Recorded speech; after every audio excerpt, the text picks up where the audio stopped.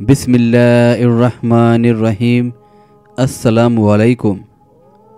آج میں بیان کروں گا کہ قیامت کے دن کتنی قسم کی شفاعت ہوگی۔ قیامت کے دن شفاعت کی کئی قسمیں ہیں۔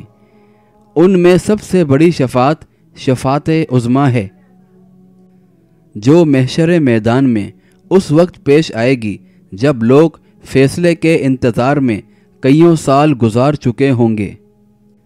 چنانچہ اللہ کے رسول محمد صلی اللہ علیہ وآلہ وسلم اپنے رب سے سفارش کریں گے اور یہ عرض کریں گے کہ لوگوں کے درمیان فیصلہ کر دے۔ یہ شفاعت ہمارے نبی کریم صلی اللہ علیہ وآلہ وسلم کے لیے خاص ہے، اور یہی وہ مقام محمود ہے جس کا آپ سے وعدہ کیا گیا ہے۔ دوسری شفاعت جنت کا دروازہ کھولنے کے لیے ہوگی، اور سب سے پہلے جنت کا دروازہ ہمارے نبی کریم صلی اللہ علیہ وآلہ وسلم ہی کھلوائیں گے، اور تمام امتوں میں سب سے پہلے آپ کی امت جنت میں داخل ہوگی۔ اور تیسری شفاعت ان لوگوں کے لیے ہوگی جن کے جہنم میں ڈالے جانے کا فیصلہ ہو چکا ہوگا کہ انہیں جہنم میں نہ ڈالا جائے۔ اور چوتھی شفاعت ان گنہگاروں کے لیے ہوگی جو جہنم میں جا چکے ہوں گے کہ انہیں جہنم سے نکال لیا جائے۔ پانچویں شفاعت بعض اہل جنت کی بلند درجات کے لیے ہوگی۔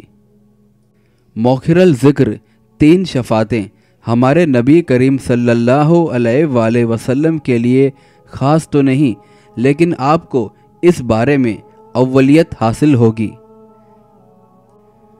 پھر آپ کے بعد دیگر انبیاء، ملائکہ، صالحہ اور شہداء کا نمبر ہوگا۔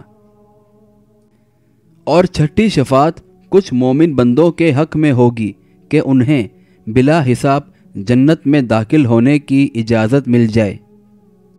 اور ساتویں شفاعت بعض کفار سے عذاب میں تخفیف کے لیے ہوگی، اور یہ شفاعت ہمارے نبی کریم صلی اللہ علیہ وآلہ وسلم کے ساتھ خاص ہے کہ اپنے چچا ابو طالب سے عذاب میں تخفیف کے لیے اللہ سے دعا کریں گے۔ پھر آخر میں اللہ تبارک و تعالی کسی کی شفاعت کے بغیر محض اپنی رحمت سے کچھ لوگوں کو جو عقیدہ توحید پر فوت ہوئے ہوں گے جہنم سے نکالے گا اور انہیں جنت میں داخل فرمائے گا۔ ایسے لوگوں کی تعداد کا علم اللہ کے سوا کسی اور کو نہیں ہے۔